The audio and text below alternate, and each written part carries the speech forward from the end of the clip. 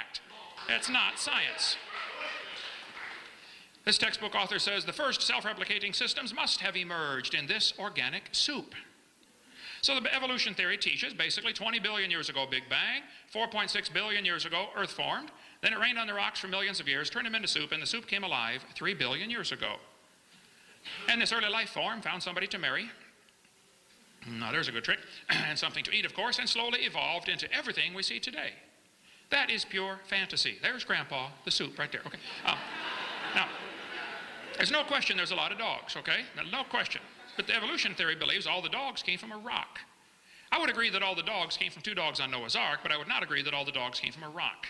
So basically the 6 stages would have to go like this. There'd have to be cosmic, chemical, and stellar evolution during the first few billion years of this imaginary history of the world. Then we'd have to have organic evolution somewhere, somehow life has to get started. Then we have to have what's called macroevolution, where this life form changes to different kinds of life forms. Nobody has ever seen any of those, okay? Lastly, we have what's sometimes called microevolution. This one happens, that's all we observe, that's the end of science. Everything preceding this is pure religion, which you are welcome to believe. I don't care what you believe, you can believe whatever you want.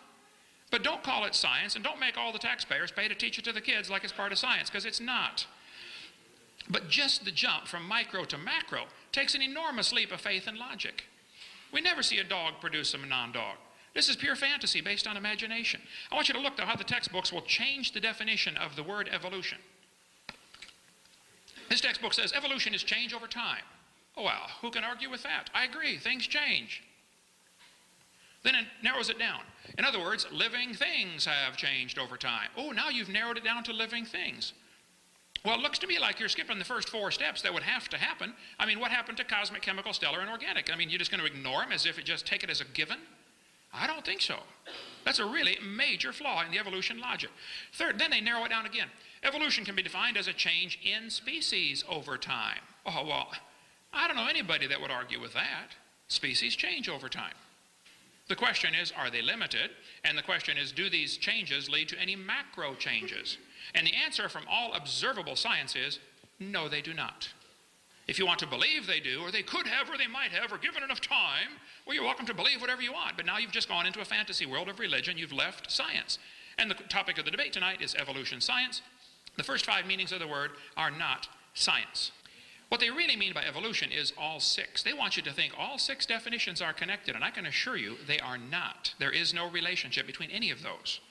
So what evidence do they give for the kids to believe this evolution theory? I collect textbooks. I have hundreds of them.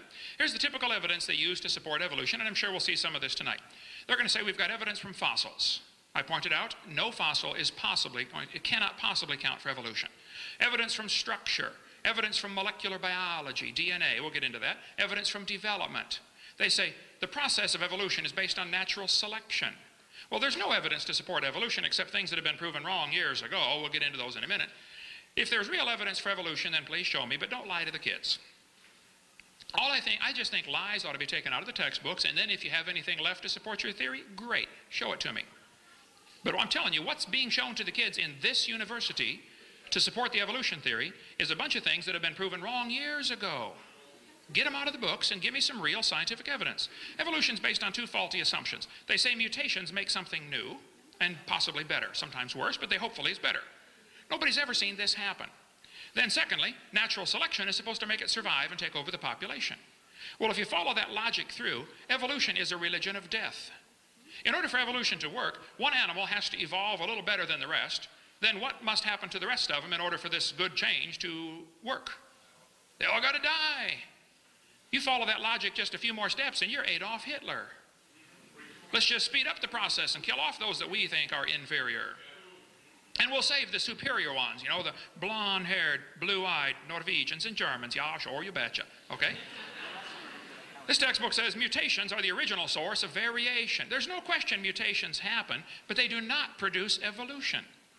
Mutations produce changes that are almost always fatal or certainly harmful. Nobody's ever demonstrated a positively beneficial mutation. There's a 5-legged bull, that's a mutant, but no new information is added. There's a short-legged sheep, that's a mutant. But again, no new information is added. It's a loss of information. There's a 2-headed turtle, that's a mutant. It's not ninja, but it's mutant, okay? And He's going to freeze first winter because nobody makes a double-neck turtleneck sweater. See? Mutations are scrambling existing information. Like scrambling up the letters of the word Christmas, you can get all sorts of different words. But you will never get Xerox, zebra, or queen out of the word Christmas because the letters are not available. A mutation should really produce some new information. This textbook shows the kids a fruit fly. Look what it says here. Boys and girls, normal fruit flies have 2 wings. This mutant has 4. By the way, he can't fly. This rare mutation, like most mutations, is harmful. Then it says, beneficial mutations are the raw material for natural selection. Oh, now hold on just a minute. Why didn't they give an example of a beneficial mutation? Why would they show the kids a bad one and then tell them, good ones is how it works? Show me a good one. Nobody's ever seen a good one. One guy told me, oh, I know a good one. He said, people in Africa that get sickle cell anemia cannot get malaria. Well, that's just brilliant. That's like saying if you cut off your legs, you can't get athlete's foot. Both sickle cell and malaria are detrimental. That's not an advancement. Think about it. They're going to say evolution and natural selection go together. No, it does not. Natural selection selects. It doesn't create, it selects. You can only select if there's something to select from. We had at our place a few weeks ago the world's smallest horse. Suppose I said, I'm going to get all the horses in the world, and I'm going to try to get horses that are the size of a flea. So anything over the size of a flea, I'm going to kill them all, and let only those under the size of a flea survive. How long would it take me to get a population of horses the size of a flea? It'll never happen because I have nothing to select from. Natural selection selects, it does not create. And how they get this idea that natural selection will create something, I don't know. It just simply selects. All biologists know it does not create properties. But Darwin said, evolution by natural selection was going to be the way it happened. And this textbook says evolution by natural selection had occurred in just 1 year with the finches. Oh, come on.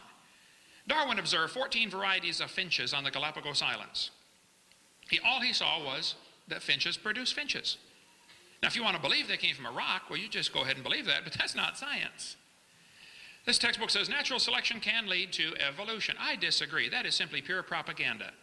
Natural selection selects, it does not lead to any changes within the kind, or other than within the kind. It only causes varieties to be produced. If you worked in a factory that produced cars, and your job was quality control, check the cars before they sell them. You know, kick the tires, slam the doors, walk around, drive it, see if it works, okay? If you weeded out every single mistake, how long would it take to change the car to an airplane? You say, it never will. That's my point. Quality control can make it a good car and keep it a good car, but it can't change it to something else. And natural selection can keep it a good species, but it can't change it to something else. That's the whole point. You may get a big dog or a little dog, but you're going to get a dog, folks. There are some pretty bizarre varieties among the dog family, but they're all dog. And believe it or not, the Chihuahua and the Great Dane are still interfertile. Except for a few mechanical problems, but it can be done, okay? Probably the dog, the wolf, and the coyote had a common ancestor. I wouldn't argue about that. But every kid knows they're the same animal. Anybody in the room here 5 or 6 or 7 years old? No, little ones. Well, I normally do this with a 5-year-old, and I'll ask them, okay, boys and girls, here we have a dog, a wolf, a coyote, and a banana. Which one is not like the others? Every single time they get it, okay, it's the banana. A child can tell you it's always the same kind. National Geographic ran an article about wolf to woof, how dogs evolve from wolves. I agree, but it's not evolution. It's a variety of the same kind, and they're still interfertile. And that's what the Bible says the kind definition was, those that can bring forth.